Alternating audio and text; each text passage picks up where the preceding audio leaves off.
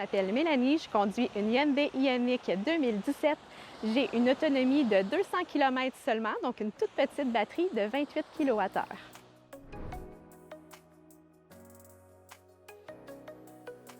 Qu'est-ce que j'avais comme réticence? En fait, c'était surtout de l'inconnu.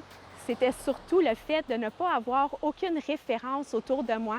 Donc, je connaissais personne qui avait une auto électrique. Donc, c'était un petit peu comme me lancer dans le vide. Mais finalement, une fois que j'ai trouvé la façon de localiser mes bornes sur la route, je me suis rendu compte que ça allait vraiment bien. Aussi, ce qu'il faut savoir, c'est que nos recharges, pour la plupart, se font directement à la maison. Donc, c'est quand même des exceptions. C'est plutôt rare qu'on a besoin de se recharger sur la route. Aussi, j'avais une crainte que mon auto me coûte assez cher quand même, qu'une bonne partie de mon budget passe à l'achat de mon véhicule. Finalement, je me suis rendu compte que pour la plupart des modèles, il y avait toujours la possibilité, encore aujourd'hui, de bénéficier de subventions. Et il faut savoir aussi que le coût d'entretien ou le coût d'utilisation de la voiture est vraiment beaucoup plus bas qu'un véhicule traditionnel à essence. Dans les conditions hivernales, on nous pose souvent la question à savoir comment l'auto va réagir, à quel point ça peut être difficile de conduire électrique durant l'hiver. Évidemment, on va avoir une perte d'autonomie. Il s'agit juste de penser à vos téléphones cellulaires, comment ils sont moins efficaces durant l'hiver à l'extérieur.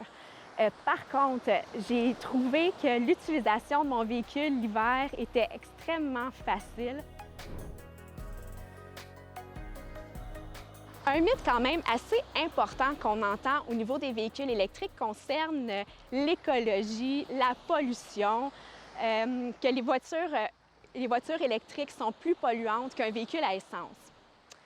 En effet, la voiture électrique est plus polluante à la fabrication.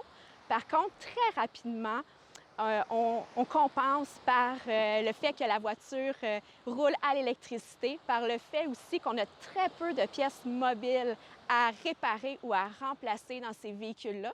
Donc, c'est des véhicules qui demandent très peu d'entretien. Aussi, il faut savoir que la batterie est recyclable, donc près jusqu'à pratiquement 100 %. Et on a toujours une deuxième et une troisième vie qu'on peut donner à ces batteries-là. Et si jamais, moi, j'avais un choix à faire au niveau écologique, environnemental, à savoir si j'allais prendre une voiture à essence ou à batterie, évidemment, je vais choisir l'électrique.